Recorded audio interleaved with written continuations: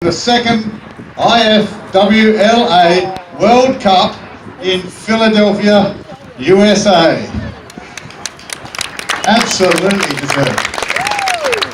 So before a sun-splashed crowd of 4,500, very similar to today, at Swarthmore College, the Aussies had a 6-3 lead at half-time in the final and went on to win 10-7 against the USA.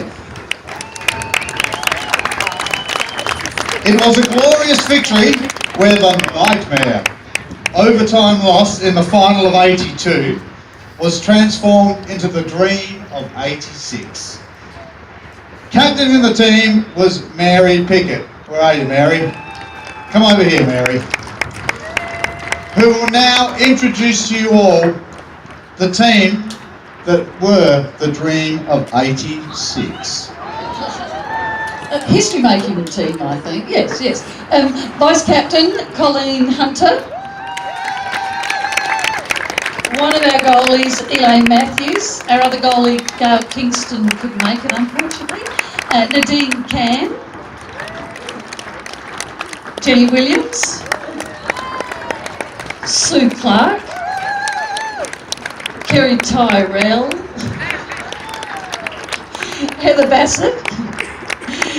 Lydia Thompson, Wendy Piltz, Margaret Barlow, our super coach, Noel Smith, and our umpire, Kathy Benja, and president at the time, Viv Parker White.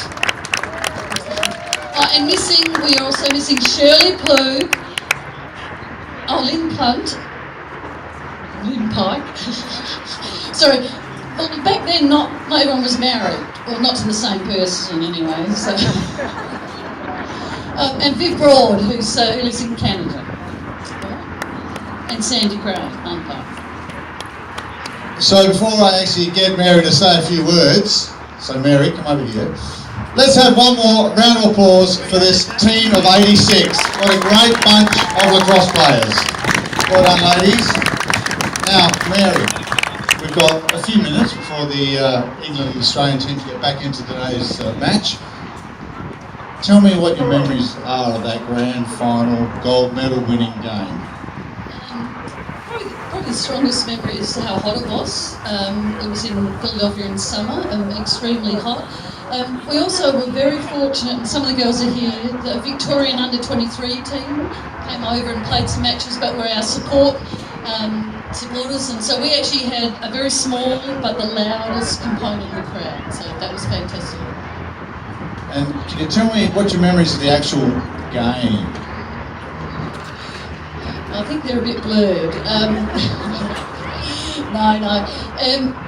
I mean, it was one of those games. We'd beaten America during the week, in fact the first game, and so we were reasonably confident, but knew we had to play really well. I just think we just matched up really well. They had a few superstar players, and we had more, but also I think we played more as a team, and we also managed to shut down some of their key players that they relied so heavily on. Fantastic. And so the characters lined up today. Anyone in particular, there's a real character? Before I answer that question, Andrew, we did forget one really important member of our team. Because she's not here, she refused to line up with us, is Sue Safanis, who's actually coaching the Australian team, which is great. And this will be the 8th World Cup that she's been involved in, so that's really important that we recognise Sue. Or Mel, as we call her. What's the question? No characters in this team. They're all a fairly dull and bland group, very conservative. I think what made this team really special was that we were a real combination, mainly made up of South Australian and Victorians, and Nadine from WA. And we actually didn't we just played really well as a team, and I think everyone did their effort, and it was just one of those great team efforts, led by Noel Smith, who was one of those coaches who didn't, I wouldn't say never over-coached us, sort of told us what we need to do and then put us out there and told us to do it. That's fantastic. So before we let the ladies go back under the shelter and in the warmth, let's have one last massive round of applause for this record gold medal winning team. And Jenny Williams just said they're challenging the winners today. Okay, thank you ladies and gentlemen.